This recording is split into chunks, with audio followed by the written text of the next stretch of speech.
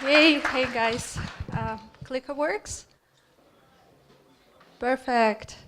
Yeah, great. So if you don't know me yet, just to remind you, I'm Alexandra, and I'm working for Skyscanner right now. And preparing for this presentation, I was actually thinking about things I truly believe when I think about marketing these days. And there are a couple of things I wanted to share with you. So I truly believe that if you think about how to achieve a balance between being annoying and effective in your marketing campaign, you need to stop this campaign at all. I truly believe that startup marketing right now is no longer about innovative ideas or click costs and budgets or whatsoever.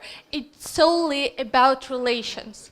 It's a very complicated environment we need to work right now, because with thousands of companies fighting for user attention at your space, it's no longer enough to make people know you or even return to you. You need to make them loyal. But what's the principal difference? Whoa, doesn't work. Was it me? Yes, cool. But what's the principal difference actually between loyal and returning customers? Loyal customers, they do not care about a better offer or a better price from your competitor. They become a part of your team, they become a part of your company, and they contribute to your growth, and eventually they start evangelizing your product and bringing other customers to your product. They form a foundation for your growth, and no matter size, like your company is right now. And these people, my question here, I'm speaking right now and it's kind of obvious, well, it is important, but my question is at which point we stopped caring about these people at all? Startups do not care about loyal customers. And I believe that there is a specific reason for this. We started being obsessed with metrics. Startups think about growth as about adding more leads or installs to the funnel. They think as about improving conversions or adding a pop-up that would make people convert in their product. That's everything is nice, because it is all these actions can be measured pretty easily, and a decision is made whether marketing performs or not. And that's the beauty of digital marketing, right? I personally loved it a lot. Dima knows. So because I was able to measure every single activity and see impact of my marketing. Cool, right? But the point is, and I was thinking that I was very data-driven and all my decisions are data-driven, but it was so far from reality, in fact. So, when we think about it, and probably you can find yourself in my thoughts that I had back then, I couldn't understand why, with all these hundreds of thousands of acquired customers, why with all these improved conversions, my Google charts kept looking like this, instead of being like this. I hope you see the difference in here, guys. So it took for me just 6 months at Skyscanner to finally realize what I was actually doing wrong. In all my marketing experiments, I kept forgetting about one very important, crucial element for any company, and actually it is about customers. I kept asking myself, just how can I get more installs? How can I get more sign-ups and subscriptions for my product? But never I asked whether users are happy with my marketing methods, mostly extremely manipulative. For example, how marketing communicates with users. Just for you, 10 tips all leaders should know. And a user is like, okay, so probably that could help me to become a better leader for my team. And we continue pushing. It's the best way to manage a team. 10,000 users and counting. And a user is like, well, 10,000, so I guess that's what I need, but what about leadership? And we continue pushing, sign up now. And the user like, but wait, can I manage my team better? And can I keep them more engaged? And we are like, well, we don't care. This tutorial will help you to start. And the user like, but the user wants different. But wait, I wanted something different. And we don't care. We continue enjoying. So now it's time to subscribe. And a user is like, but, and we continue. User just went out of the website, and we're like, hey, you haven't been active for a while. Wanna chat? You don't really understand, do you? And yes, we do not understand our users. And it may sound absurd, but if we remove this part with user thoughts, isn't it how we so often build our marketing and sales funnels? Let's now see another example of one very small but very powerful company that was able, small in terms of team size, that was able to build a very strong and loyal community of users around its brand. So their communication goes like this. We believe their narrative. We believe that you need less than you think to succeed in business. We've invested so much effort and personal experience in this book that it will change the way you work. They continue. You came because you have a problem and we know exactly how you feel. Jump on board and we'll help you. And they continue, we automatically set up a workplace for you, but you can watch this video to understand why we set it up this way. And they continue, you see no sign that you're on trial unless you know that the product is right for you. And then you have not subscribed, and that's okay. It's not the best time for you, but we still want to solve your problem. Try to read our book about getting rid of chaos at work, and it should help to sort things out. If you're following this company, you may probably recognize it. It's Basecamp, and they have best-selling books, Rework, and It Shouldn't Be Crazy at Work. Stop working again. Yeah. So, what's the principal difference between these two approaches? So the point is that there are two questions. Whether you want a delayed or instant outcome of your marketing, and how you think about longevity of your audience. Clearly, manipulative methods work. And yes, indeed, we will start seeing more installs, subscriptions, sign-ups, I don't know, whatever, even revenue. But this all is very short-term, and we continue slipping back to the moment we started, because churn rate, it will be burning all our achievements. And in the case of Basecamp, in the example of Basecamp, they do not care about short-term gains because they think long-term. They think about how they can make their customers, their clients, loyal. They put foundations before building walls.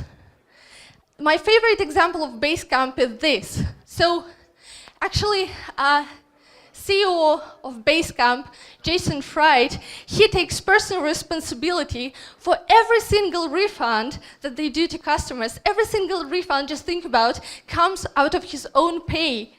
And so, apparently, again, Basecamp continue growing. Basecamp, you may ask, so yes, whether all these brings instant result and how fast, and whether Basecamp's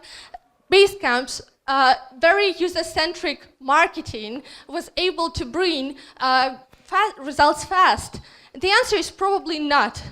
It took for them 4 years to grow from 0 to 300K users. But 10 years later, they have 3 million users.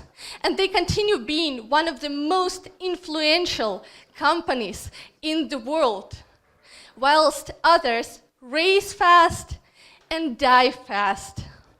So before we proceed to the second section of my speech, I wanted to make this presentation really practical, and there are specific questions you need to ask yourself. So the first question for your startup is, what's your first priority? Is it longevity or momentary improvements. The second question is, how can you grow your startup without cheating with manipulative communications?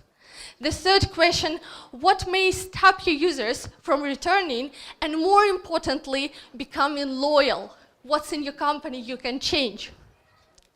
So, Basecamp is a B2B company, but I appreciate that a lot of people who are listening to me right now, they have not B2B but B2C company. And Skyscanner, being B2C company, shares this user-first approach fully. Both Skyscanner and Basecamp, they are ready to sacrifice immediate results and immediate revenue in order to exceed expectations of their users and partners. For example, in Skyscanner, let's start with the following. So in Skyscanner, we have this rule. We have the core philosophy of Skyscanner is based actually on how we work with our travelers and partners. So for Skyscanner, it is as simple as that. Traveler first, partner second, and Skyscanner third. We do not care about Skyscanner, we care about travelers and partners first. So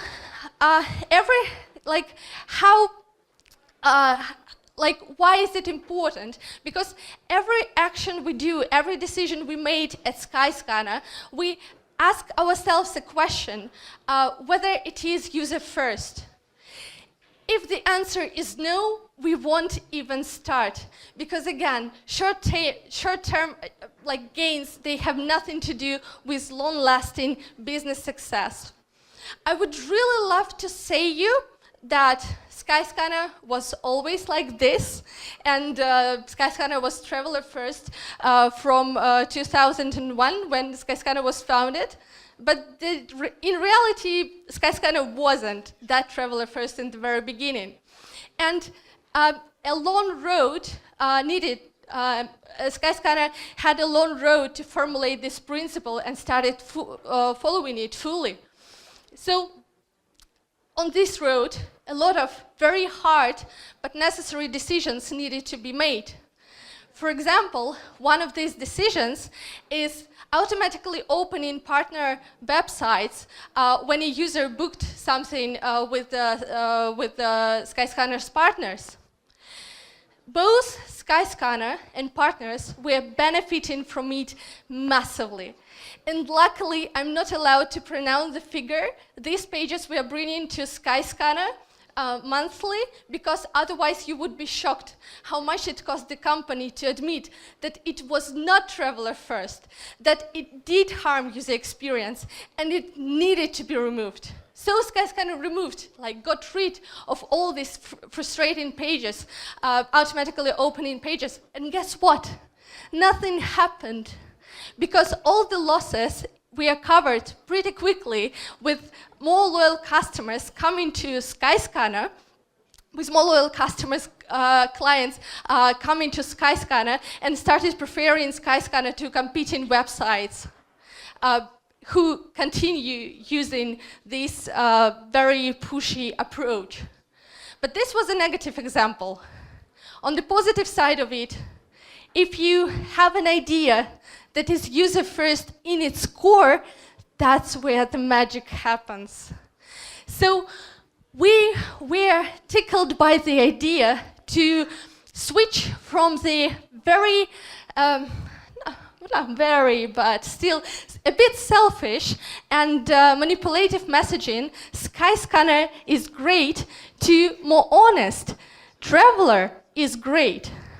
And we started approaching travelers, no influencers or celebrities, just average travelers, and we started asking them whether we can use their photos and their stories on our website. In just 1 month, we have collected 10 times more content that we needed for our campaign. So people have never, ever thought that they could be approached by such a big company as Skyscanner or any other company. They have never ever thought that they could be a part of something big, of a company, and of a company, of a product they are using, that they could be a part of it. They have never ever thought about it, and apparently they wanted it badly. And so we collected this content, and we created inspirational banners that we started showing on our website across the globe, in the United States, Europe, Asia, Australia, and New Zealand.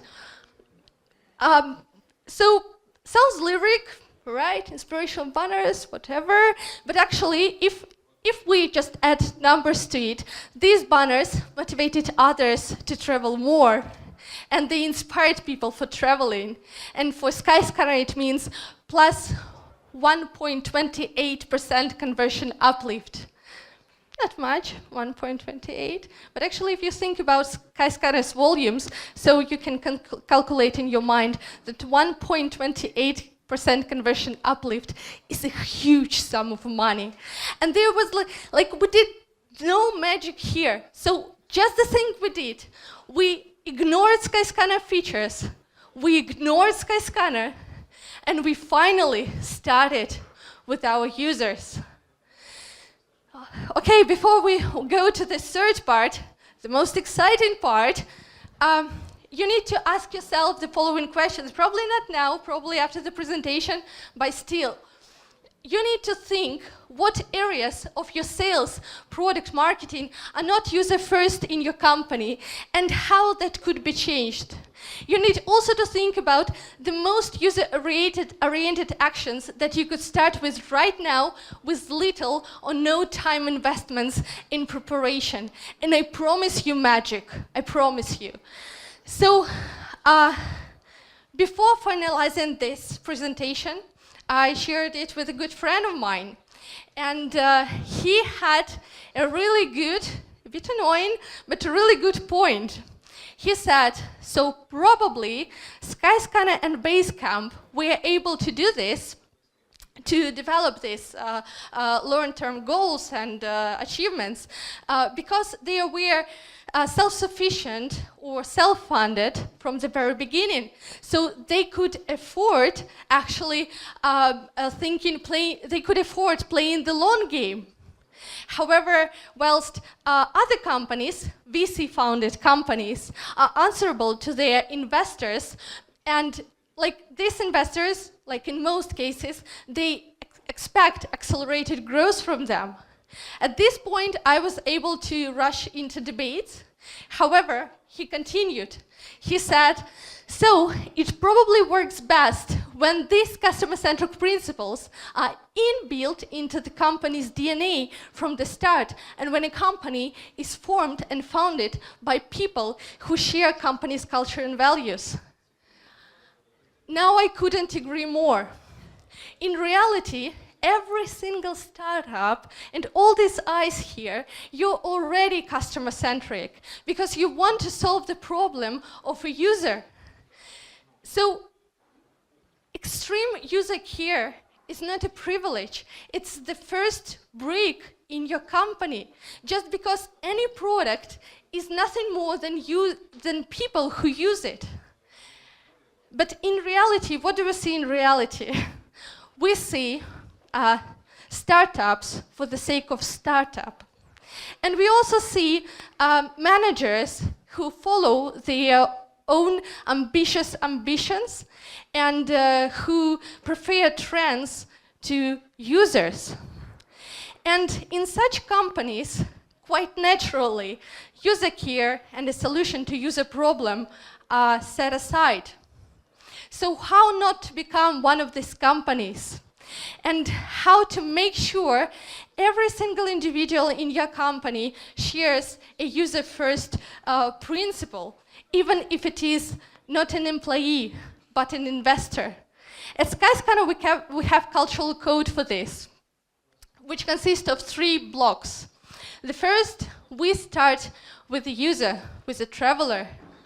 You really need to you really need to understand that your company is not about your company. Your success is not about your success. It's all about like a Jira task or re-engagement campaign or a feature. It's all about a user. Again, at Skyscanner, we ask ourselves a question whether it is we ask ourselves a question whether a feature we want to implement is customer-centric or not. We won't start if it is not, because once again, I will repeat myself probably, short-term gains have nothing to do with long-lasting business success. Second, we act like the owners.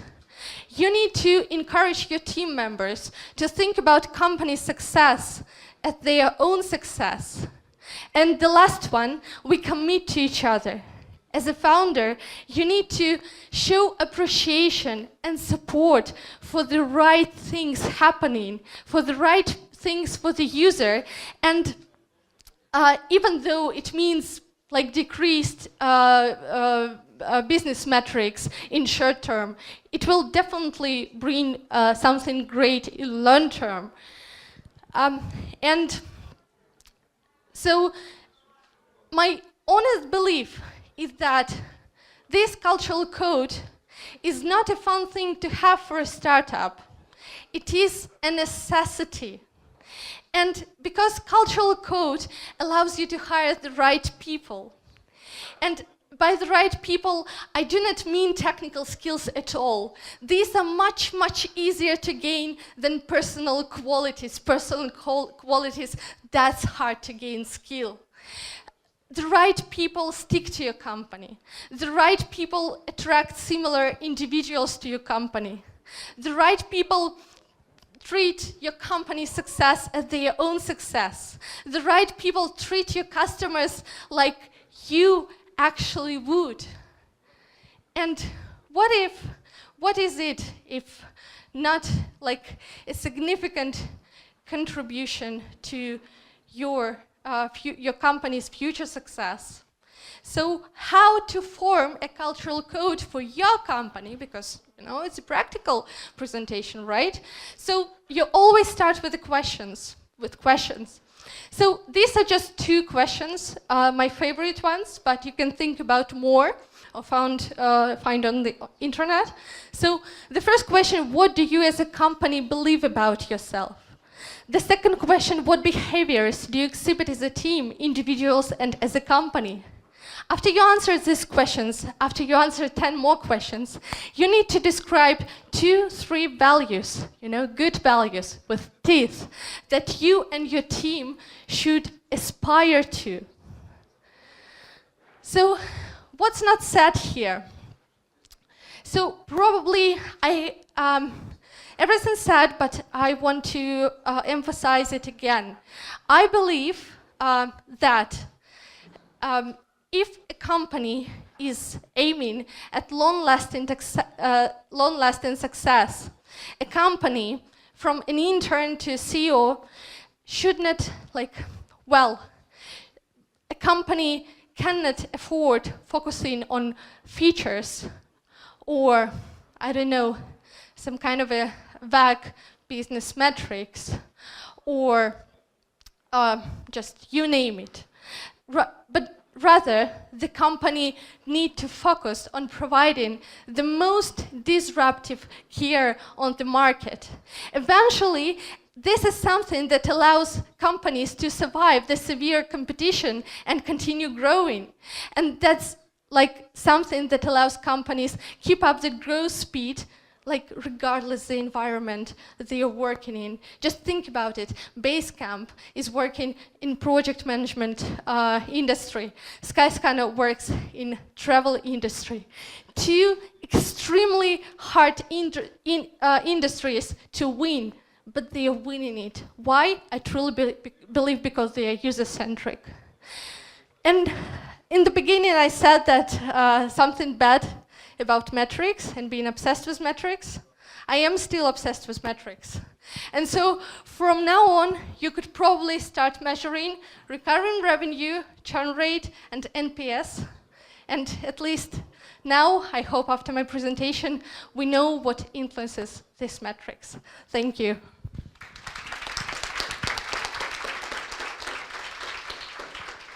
Thank you very much, Alexandra. I think that was really inspiring for everyone here. Any questions, probably?